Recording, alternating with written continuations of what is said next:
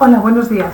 Pues soy Rosa María Parra y voy a explicar en esta primera actividad de la asignatura de de literatura del siglo XVIII y XIX por qué la obra del Sí de las niñas de Leandro Fernández de Moratín, representada por primera vez en 1806, es una obra ilustrada. Bueno, en primer lugar tenemos que decir que todo el siglo de la Ilustración, hasta la Revolución Francesa, tiene como pilar principal la razón. ¿La razón para qué? Para ilustrar, para enseñar, para corregir o para interrogarse sobre todas las costumbres, las tradiciones, es decir, los dogmas. Se separa a nivel general la razón de la fe y en la literatura, la fe entendida también como todas esas creencias, esas tradiciones que estaban tan estructuradas en la sociedad que eran dogmas, ¿no?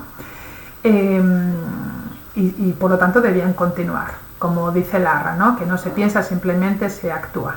Esto, como podemos imaginar, no era fácil. Muchos autores, si tenían que enseñar, hacer crítica de todas estas costumbres que eran consideradas dogmas, era bastante difícil, ¿no? Como lo que sucede en el Sí de las niñas, estos casamientos concertados, que era tradición, era costumbre, como matrimonios convenidos entre hombres y niñas.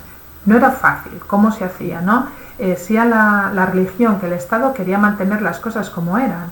Entonces muchos autores se autocensuraban porque no era fácil, claro, no les permitían después representar. Leandro Fernández de Moratín sabe crear una obra que fuera difícil llevarla a la Inquisición. Es muy difícil encontrar dentro del texto palabras o algo que le hicieran suspenderla, pero al final lo consiguieron.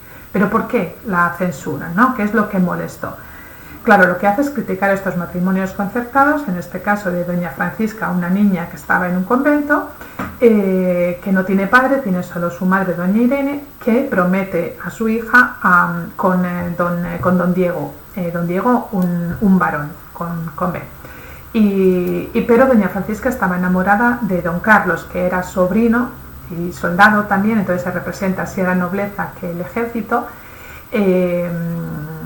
y esto, ¿no? Entonces, ¿por qué es ilustrada? Porque sigue todas las pautas del neoclásico, de la literatura neoclásica, es decir, una relectura de todo el pasado clásico, ¿no? De las pautas del clásico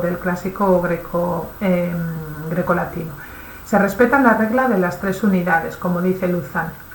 La unidad de acción, que es la preparación del casamiento entre doña Francisca y don Carlos. La unidad de tiempo, porque pasa en pocas horas, y la unidad de espacio, porque todo sucede dentro de una posada.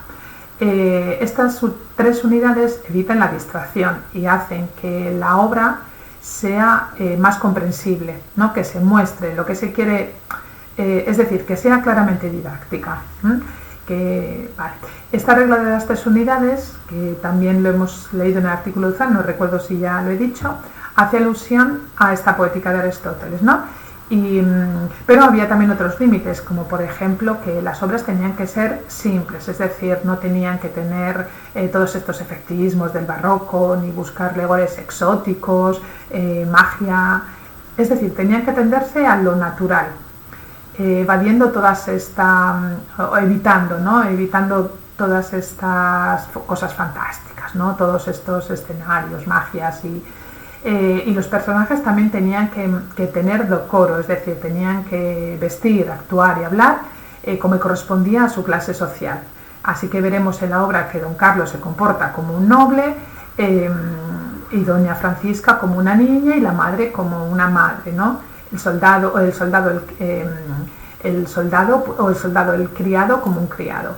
Y no se admiten los sentimientos desenfrenados, ¿no? Tiene que ser razonable. Ríos Carratala, por ejemplo, dice que en esta obra no se buscaba la huida de la realidad, como se hacía en el barroco para divertirse, sino que se representa para hacer una crítica. Es decir, seleccionan, no es una imitación de la realidad, sino que se seleccionan las partes de la realidad que se quieren imitar. Y una cosa importante también, y para finalizar, quiero decir que Moratín escribió un prólogo a las obras que decía cómo era el teatro del siglo XVIII. Lo escribió en 1825 y dice que hay que representarlo en diálogo, diálogos que tienen que ser breves, para que sean también comprensibles, ¿no? Que llegue que esté que sea como parte de la sociedad. Y los personajes tienen que ser también universales, no son personajes concretos. Muchas gracias.